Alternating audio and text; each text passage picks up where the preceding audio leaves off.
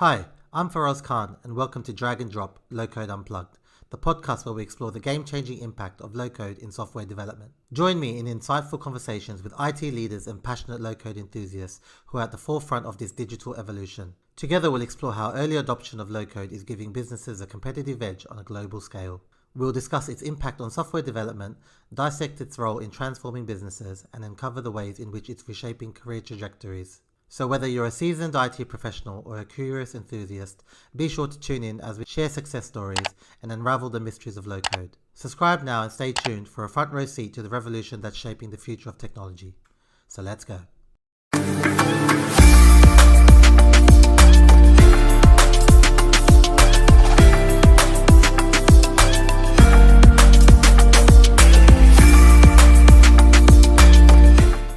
Hi Micha, how are you? I'm fine, thank you. How are you, Feroz? I'm good, thank you. Thank you for agreeing to be a guest on the podcast. It's a pleasure to have you. It's great being here. It'd be good to start with, a bit about yourself for those who don't know who you are, where you're from. Sure. My name is Micha Friede. I live in the Netherlands. Married to Kiki, my wife, for 28 years now. We have 3 grown-up children who all but one moved out of our house. And we have a small dog since 1.5 years. So that's about me personally a bit. Yeah, living in the Nijmegen-Arnhem area, for those who know the Netherlands, close to the German border. So Okay. It's basically my personal background. Amazing.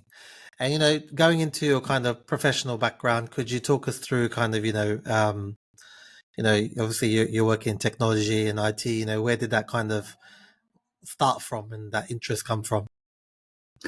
Yeah, preparing for this podcast, I checked my own CV, but I don't do that regularly. And found out that I'm almost celebrating my 30-year anniversary in IT. It's a long time.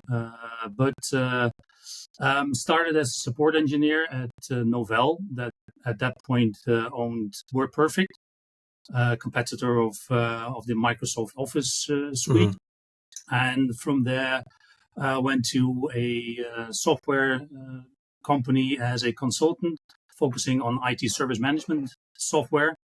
Did that for a couple of years. Went from that organization to another organization that used BMC Remedy as a development platform. I did that for several years at different companies, switched to account management and service level management in between. Then at some point went back to consultancy, did all different kind of jobs at CLEVR and its predecessors, changing from project management to lead developer, consultant, and then moved to the training department, to our academy, which I now am the lead of. So that's my journey from all kind of supporting roles to now leading a team. It's a nice journey. And the last couple of years, mainly focusing on Mendix. And when you I saw you've been with CLEVR for nearly 17 years, which is, it's very rare these days to find people who've kind of stuck with companies for that long. Yeah. When you started with them in, I think, was it 2006? Correct. Yeah. Were you using Mendix already from then, or were you aware of Mendix? When did you first be exposed to Mendix? Well, the organization CLEVR, or its predecessor Mendix Systems at the time, had a service management software solution based on the BMC Remedy platform that I was familiar with already. And so I was working on that and standard BMC IT service management solutions. And at some point, the organization decided that the BMC platform was not flexible enough. We reached its boundaries with the development of the IT service management software. And then they started looking into different solutions. And that was around 2010, I think, which led to a pilot project, just transforming the IT service management software into Mendix. And that was a huge success. So they said, okay, that's our future platform. I was introduced around the same time to Mendix, but did not start working with it until 2015-16, and then gradually moved from the BMC platform to Mendix. And at some point, the organization CLEVR decided to move to Mendix entirely and not focusing on other platforms anymore. And what was your kind of initial thoughts, on the Mendix platform and low code as a whole? Yeah, it was what BMC already had is not high code software as well. So I was already used to some drag and drop functionalities, but it was strange initially getting used to it, because I was always going back to the way I was used to develop and creating screens and so on. So it was very easy, but was made very easy with the tools that were available at the time already in version 3 or so of Mendix. And but once you get a hang of it, it's so much easier. It solves all kinds of issues for you. You don't have to take care of all specifying specific actions in your logic, for example. You don't need to make sure that you first make data available for to be displayed on the screen and then build your screen. It's all linked together. So that was an eye opener for me, that it's so easy. And I've never been into hard coding.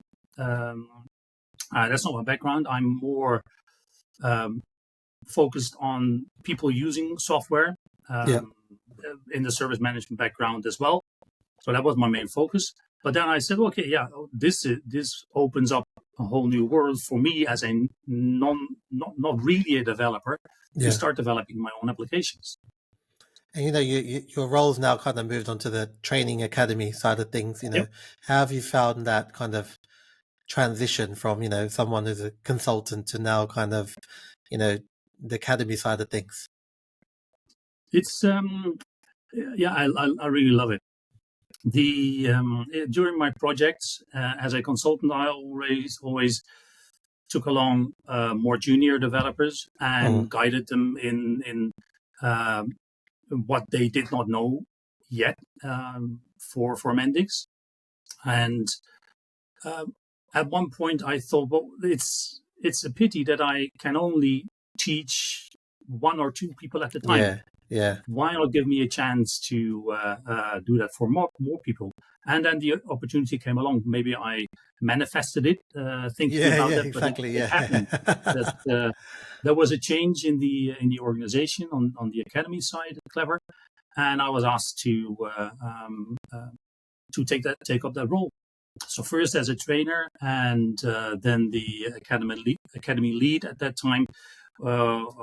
Moved to another position, and then I was asked to take the lead of the CLEVR Academy.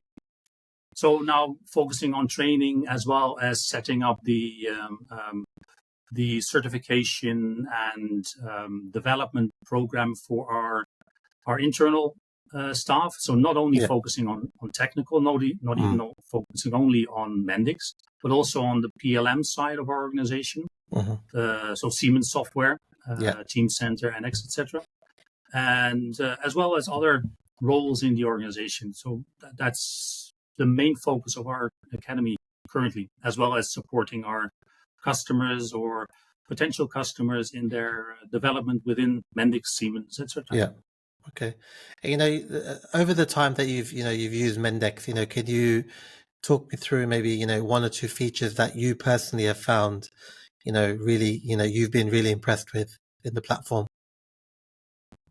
Well, overall, the continuous addition to not really automation, but that's the past couple of months that has increased, but helping users to make everything more easy. Additional help, guidance, where you can click and you can reuse items. Where, for example, initially when you wanted to do some custom styling in applications, you needed 2-3 tools to do that. So you had to switch from Studio Pro to another application, do your styling there, and then use a third application to synchronize everything, and then look at the application, how it turned out to be. And now that's all integrated. Same now for creating your microflows. There's guided help available.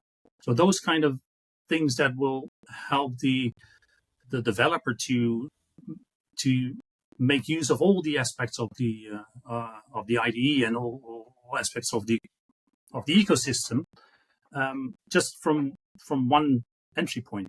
That I think that is that constant focus on creating the developer experience. That is, I think that has amazed me over and over again. And when you're, training, are you focused on training, people with some kind of IT background, or is it more junior people in their career coming new to, their first role, or is there a mixture? Can be anything.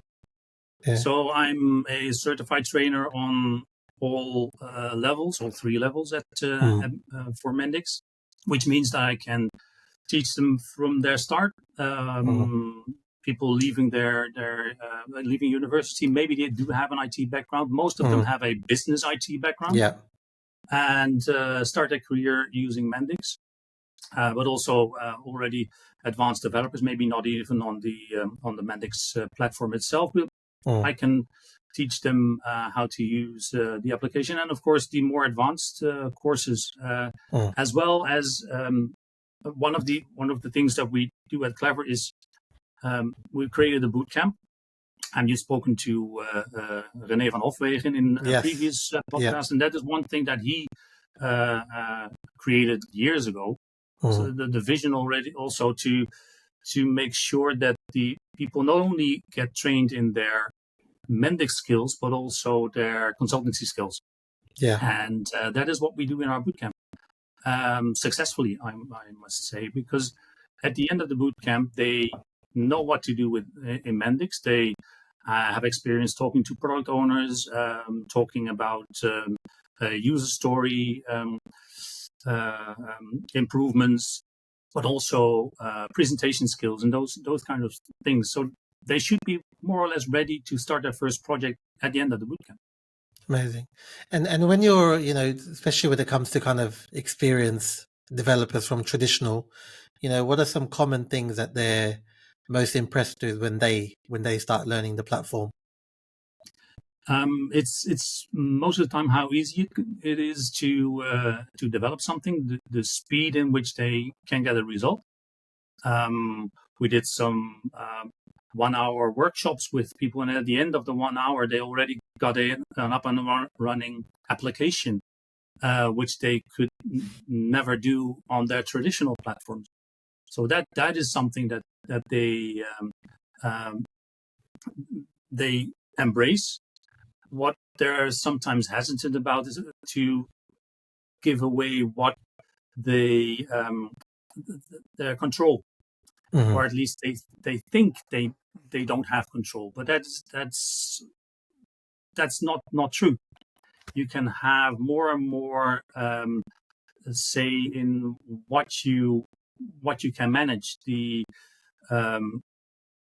The application itself, for example, memory usage, etc. It's all in your hands, so you can use it. So what was apparently a downside of Mendix is becoming less of a concern for the traditional Java or C# developers. Amazing. And with the platform, obviously, no platform's perfect. There's frustrations with any technology. Can you talk me through maybe something that the platform doesn't offer that you'd like to see in the future?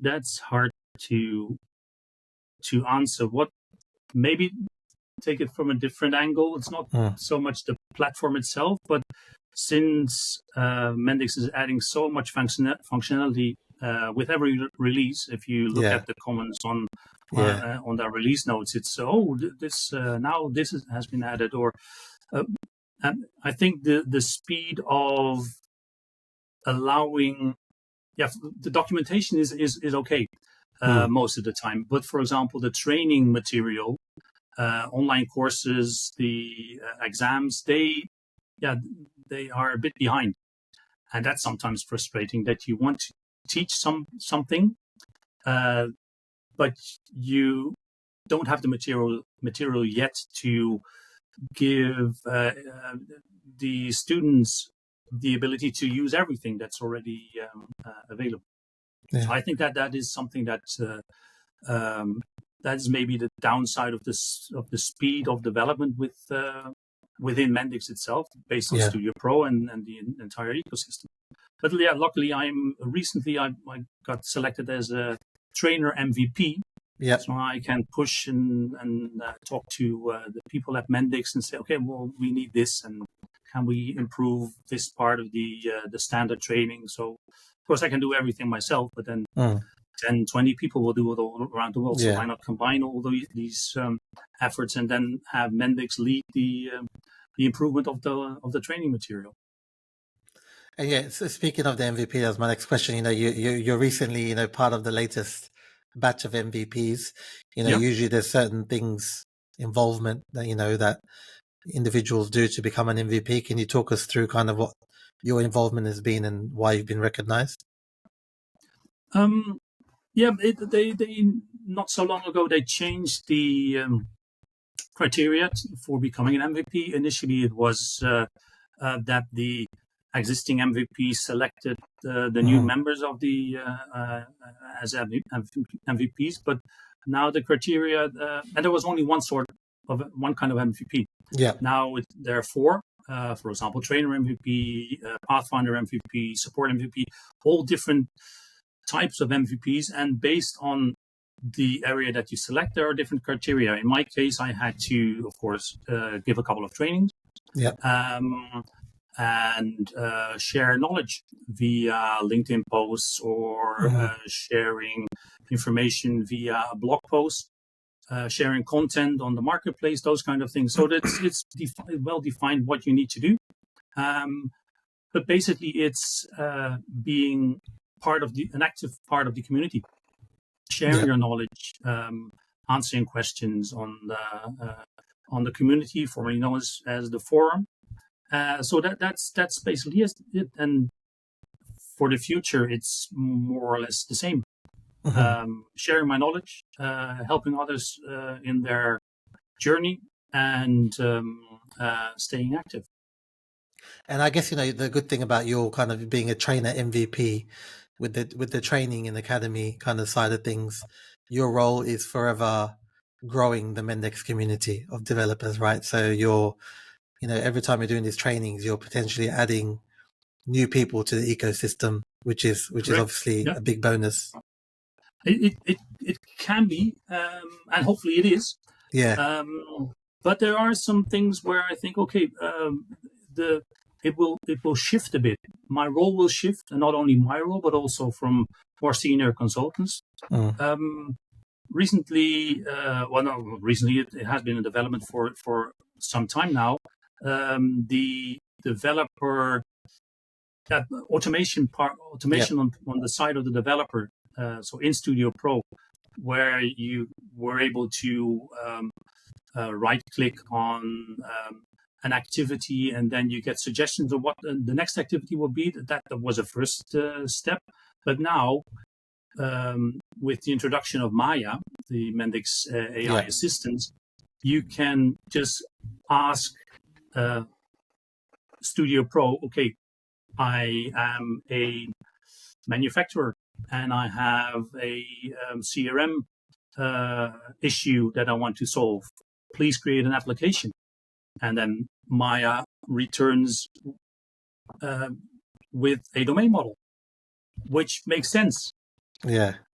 So the question will be, do I need to start teaching how to ask the correct questions, or do I need to make sure to that everyone who uses that AI assistance or other automation parts in Studio Pro is aware of what is being created? For example, there is a REST service, so integration to another system. Before automation, what you had to do is do every step by yourself, but that made you aware of what the integration was doing. Now, by just saying, okay, I want to create this, all kind of aspects are done for you automatically. But are they, in your case, the absolute best choices? So make people aware that, use the automation, use Maya, use AI, but challenge it like you would do with a co-developer. If someone develops a domain model or develops logic and asks, okay, can you check that? That person will hopefully check it, and you will discuss it with your peers, and you will come up with the best solution. So I think AI assistance is very beneficial, but it might change the role of me as a trainer and, like I said, other senior developers as well. Maybe not checking the basics, but explaining how to use it.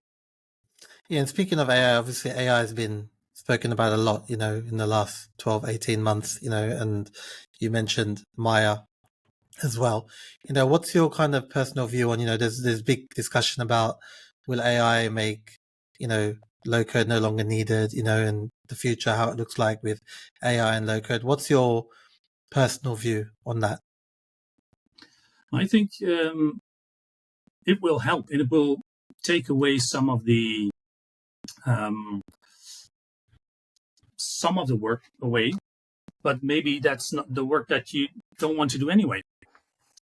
As when I start developing an application, I have an idea, and I will start creating a domain model with some entities and create associations, and that's the basic application already. But then the real work starts. Thinking about, okay, what makes sense? What kind of interaction do I expect the user to have with the application? So, in fact, it might get even more interesting working with low code, and not just, pun intended, drag and drop everything on your canvas, and then it will work. So you're maybe doing the boring work for you, and then come up with the best solution. But what I've already seen is incredible results by adding user stories in Maya, and it would come up with a domain model, or some company background, and it would create some information for you. So what it could potentially do, and maybe not only the stuff available in Studio Pro or for Mendix, but also integrating with ChatGPT, just describing something in ChatGPT, and it would enhance your information there, and then move that into Studio Pro, and so work with that together. So it's not. You should not focus anymore on what can be automated. So you need to shift your way of thinking to something else, other focus areas, looking at integrations. For example, at CLEVR, we're working with manufacturers on the Siemens side of our portfolio, and they have challenges in their factories. And AI might be able to solve certain things there. And low code might be able to solve other pain points in their organization, maybe for integrating legacy systems, or linking a service call to an actual product by creating a low-code integration there. And AI might be able to help on certain parts, but it hopefully will not be able to do everything for you. And again, if it would be able to suggest something, it would be just one thing. Again, is that the best solution? Yeah. I don't fear for my job at the moment, not in the future. And I will train new Mendix consultants to focus on maybe different areas. Yeah. And, obviously Netherlands, being the home of Mendix, and low code as a whole in the Netherlands is quite big and quite well known. How do you feel, low code has kind of changed the landscape for, software development's been done one way for such a long time, How do you feel low code coming into, play has kind of really opened up options for customers and kind of changed the landscape? Yeah, if you look at the speed that is required, the ideas are coming up on a regular basis. If you look at the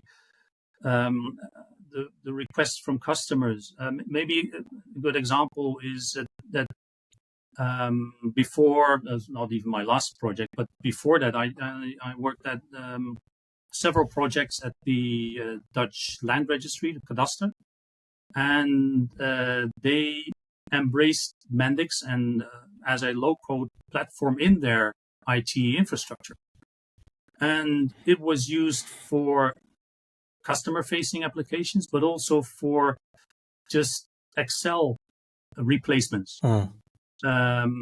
So they had a vision of digitalization and getting rid of all the individual small applications or paperwork, and use a dedicated platform to solve all kinds of issues for them.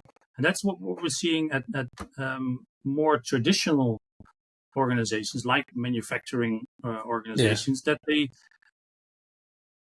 know that they have an ERP system, or they have a operating management or execution system available, and they can use that for specific purposes.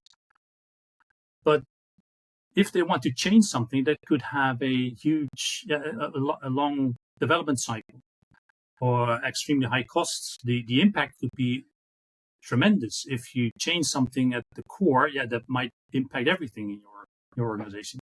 So they're adopting low code as well, sometimes on top of their existing landscape, or maybe as a glue to other parts of their infrastructure or systems that they require. Like I said, a customer requesting service for a specific part that they develop, or a complaint about the steering wheel in a car, that if you integrate everything, you can make sure that the manufacturing software knows that something maybe needs to be changed, or the other way around. If there is an issue or a change in your production system, you can get that information, get the data, and make sure that everything on the customer side is automatically informed. And of course, you could do that with traditional software, but we see that low code is making that way easier and way faster than they could ever imagine. Yeah. And, speaking of kind of traditional, and, as you, like you said, you kind of train all levels of people when training, and, till today, there's still many skeptics of low code, and not fans of low code, don't want to work with low code. Have you ever come across, that anyone that you've had a conversation with, who's quite skeptical? What would be your message to those who are still very skeptical about low code?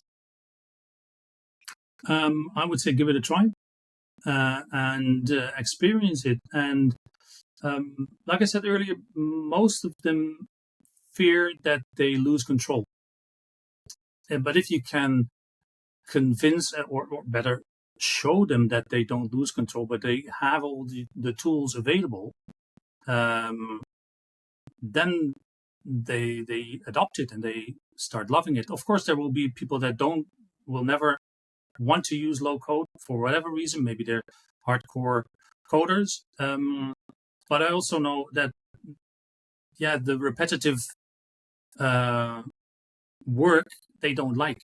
They don't like solving bugs either. I don't like to solve bugs. But if you have crappy code, it could be, if you have 500 lines of crappy code, well, how can you find the optimization? Of course, there are also tools for that. There's automation for that. If you can ask ChatGPT or other AI platforms to optimize your code, but you can do so much more with a local platform.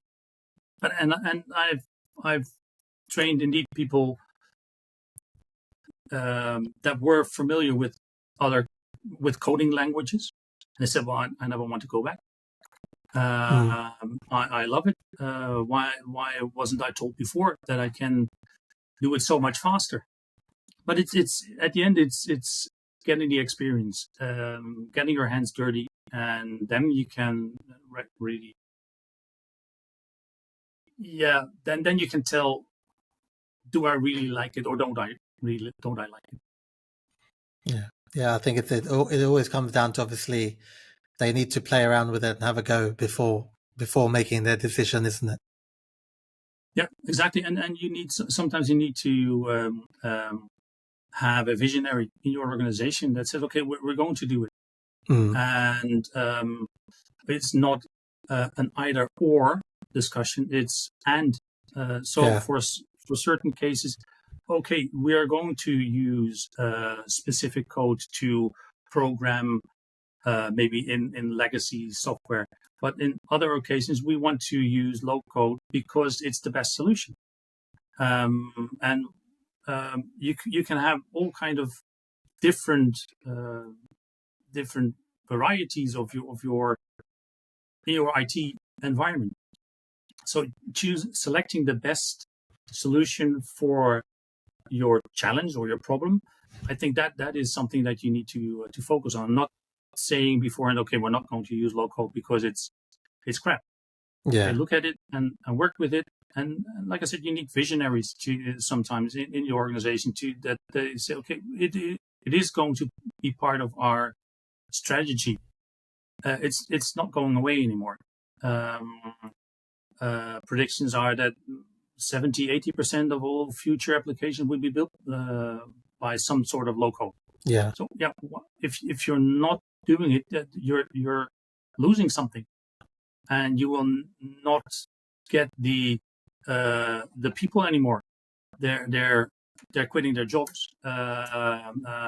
COBOL experts, they're highly sought after because they're nowhere to be found anymore. Yeah. But maybe if somewhere in the past 10, 15 years, people thought, okay, maybe what we're doing in COBOL and in the applications there, or even with C# or Java, what can we do to change it, and how can we get more developers available to support the speed we need? Then maybe we wouldn't have these kind of discussions anymore. Yeah. So it's getting more common in all kind of organizations. It has grown up, and it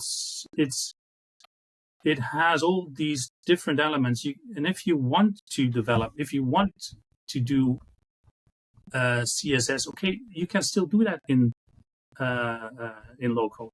If you want to code and use Java or JavaScript, there are elements that you can use and enhance the low-code platform. If you want to do difficult integrations, okay, low-code, you can do difficult integrations as well. But it's made easier. It's you're getting rid of all the cumbersome activities, and then and enjoy the work that you want to do. Yeah. And just as a final question, obviously, you've recently become an MVP, so what's your kind of, goals, things you're looking future developments that, you're looking to kind of work on or achieve, going forward? I want to work on sharing knowledge for a longer time. And within CLEVR, since we are a Siemens partner for both Mendix and, for example, Teamcenter and X, Yeah. I want to look into the integration, the synergy of those two worlds, which they are still are sometimes. And we see that our customers, that they're adopting the synergy, the ability of Mendix solutions being able to work together with the PLM side. And so that is what I personally want to focus on, to increase that within CLEVR, so that everyone on the Mendix side knows what PLM does, and vice versa. And we can work together on all those projects. And we do have the specialists on both sides, and we're talking the same language more and more. But I think that is something that the entire community can benefit from eventually. That there are some learning paths for Teamcenter integration on Mendix, on Mendix on Edge, for example, looking at integration to machines. But it's just scratching the surface, and there's so much more. So creating use cases, customer cases for both sides. So that will be, that is something that I would like to do in the next couple of months and years as well. Amazing. Well, I appreciate you taking the time to speak to me and share your journey with low code and your, passion for now training and, hopefully, increasing the community with, more developers and getting the right advice out there. So I really appreciate you spending the time. Yeah. Thank you again for having me. It was nice talking to you. Amazing. Thanks, Micha. Okay. Thank you for listening to today's episode, which is brought to you by ITRAC. We are a leading staffing firm that solely specializes in supplying both contract and permanent low-code professionals to organizations globally. Navigating the niche landscape of the low-code market requires the best talent, and we recognize its critical importance for our clients. Whether you're a company looking to strengthen your team, an individual seeking the next career move, or someone entirely new to the world of low-code, we're here for you. Our extensive experience and in-depth market knowledge enables us to quickly pinpoint the ideal candidates while offering expert advice and support at every stage of your low-code journey. Reach out to us through our website or connect with me directly on LinkedIn. I'd be happy to assist you. Thank you once again for joining us today. We'll be back next week with another insightful episode. Until then, take care.